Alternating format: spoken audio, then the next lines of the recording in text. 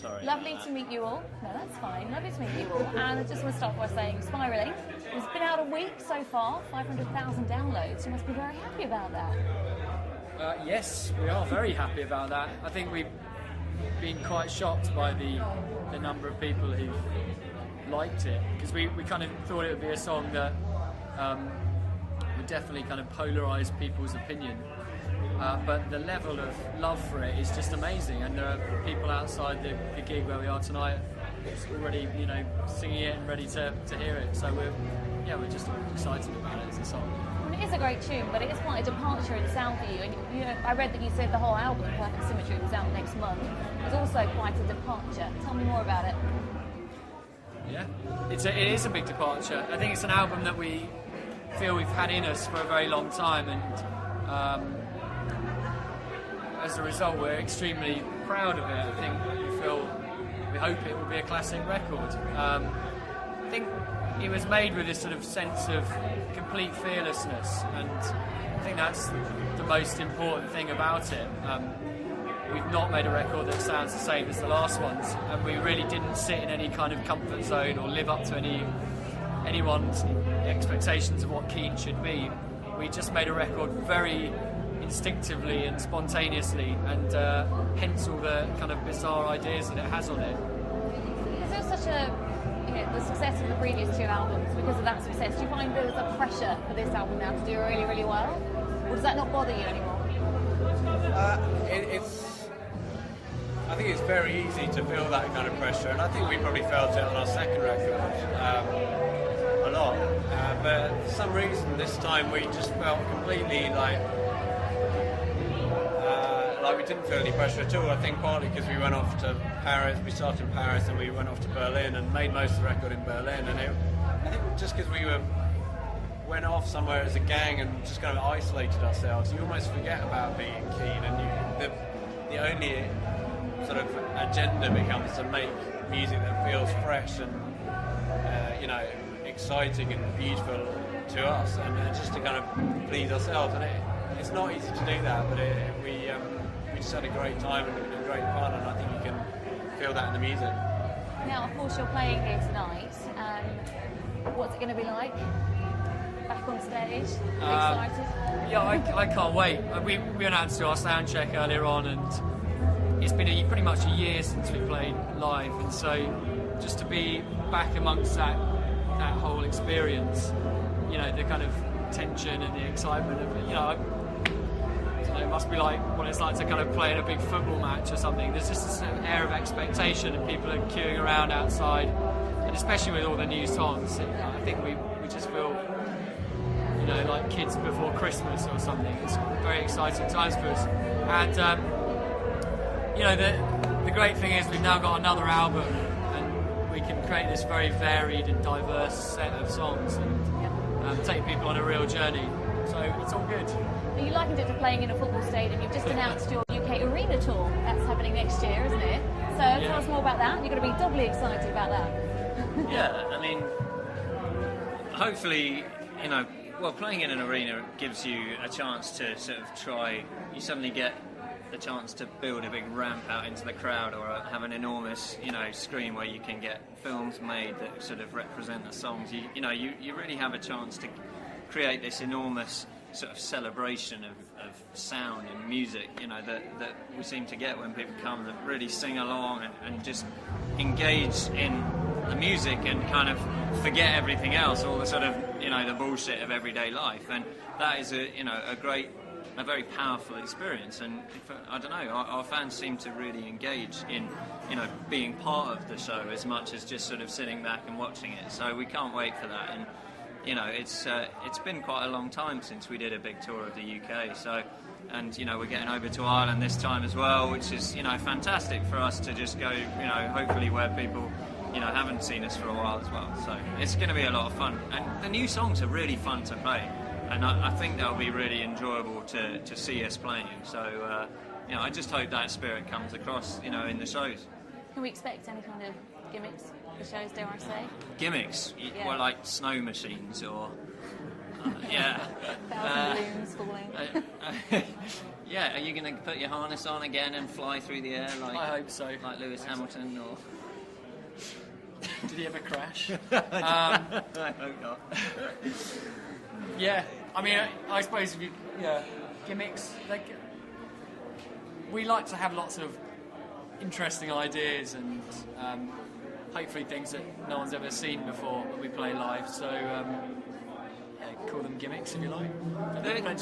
The 3 records we've released are all quite different, so that does give us a chance to play a load of different styles of music and a load of different instruments. And I mean, basically the only time we really feel comfortable is when we're on stage or when we're playing music. So it's just going to be fun to just see what happens. To be honest, a lot of those ideas develop while you're on the road, and so over the next few months we'll be thinking of how it's going and what we can do. It's a part of the fun for us coming up with that live show. Okay, well. In other words, we haven't got a fucking clue. Well, that's all good to know. Now, guys, the track Spirally is up for Best Track for a Q Award. Yeah. How important are awards to you now? They mean everything. I don't know. It's great. It was great. So, I mean, we won 2 Brit Awards for Hopes and Fears and a Q Award for that. And, it's great when people respect your music in that way, kind of an honour. But I feel like the most important thing is our fans, and like Richard was saying, that kind of sense of occasion that people have when they come to see us play, and hopefully we bring as well. I think that's the most important thing, that connection that you make with your music. And awards are just a kind of nice bit on the side. Well, talking of awards, you've been very busy obviously today, but I don't know if you know. Oops, sorry, mind shot. Sorry, I don't even know that Meatloaf is going to get a Classic Song Award from Q for Bad Out of Hell. Wow. What do you think about that? Does he deserve it? Because that song is 9 minutes 50 seconds. Isn't that a bit too long for a song? The great thing about Meatloaf is that the hardest thing in music is to be distinctive, I think, and to set up your stool and stand apart from everyone else. And whether you love Meatloaf or think he's utterly ridiculous, or both, he is a unique force in music, and that in itself is like one of the best achievements you can have, I think, as a rock star. So and having a song that's 9 minutes 50 long or whatever it was is also an achievement as well. So well done him. If you can have a song that's that long and yet everyone knows it, then that's amazing, because most 9-minute songs will never get played on the radio, or will never, they'll never be heard twice. So I think that makes it doubly an achievement. Yeah, we find out we have to keep chopping like bits out of our songs so that they can be put on the radio, and it really infuriates me. It's like it has to be 4 minutes or less to be able to be played on the radio, which is probably a reflection of the way things are at the moment. But I think it's great that someone can have a 10-minute long song. Good on him. Talking of legends, living legends like Meatloaf, in your illustrious career so far, have you ever been starstruck? Yeah, totally, many times. We played at Live 8 and Paul McCartney was watching, and Singing along. Apparently singing along, and to just be in somebody like that's consciousness is just utterly bewildering.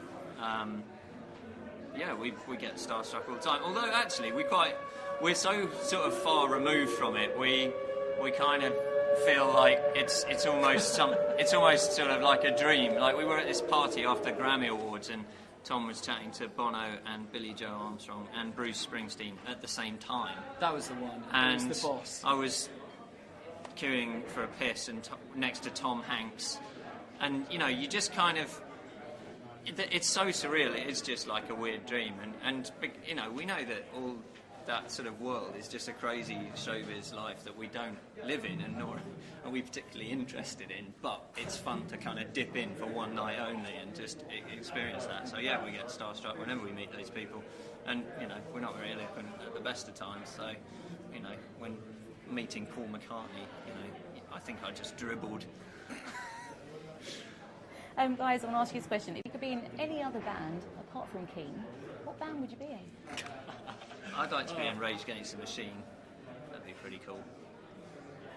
Because they stand for something very real, and they're very relevant. I think they're more relevant now than they've ever been, which, you know, is pretty amazing. You know, slightly depressing in a way because of what they stand for. But yeah, I'd love to be in that band. Brilliant. Yeah, we've been rehearsing obviously for the new songs off this album, and we were next door to Queen, all the remaining members of Queen.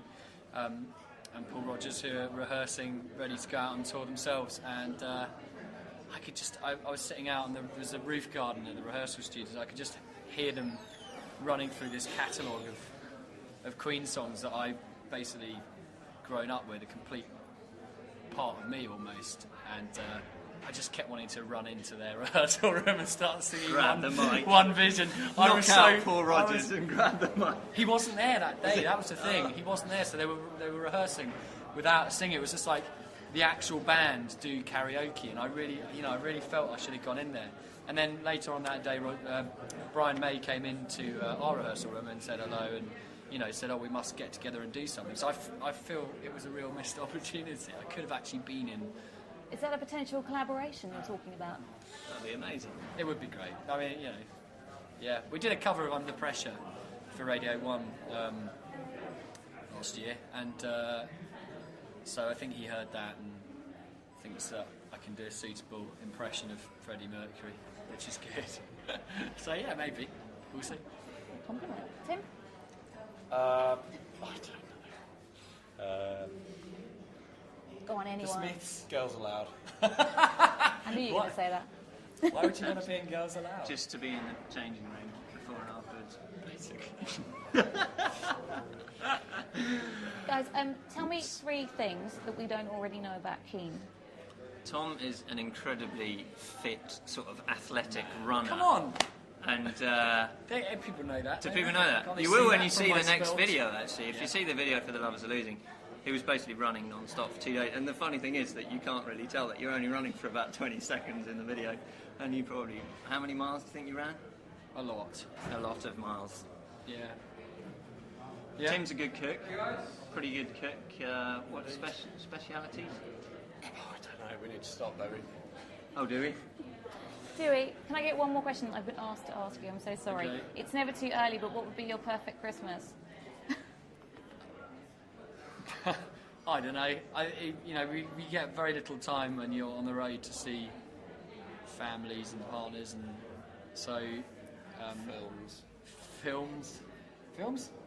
That's the best thing about Christmas. Is the film. Well, yeah, true. Watch Star Wars for the 18th time. I don't know. It's just nice to be around the people that you love, and so. How can we be talking about Christmas? Well, it's Surely you're September. talking about being on tour. Well, obviously, yeah. Being in a band, still being The other in people Keane that is I like love. a Christmas present. Sort of lesser.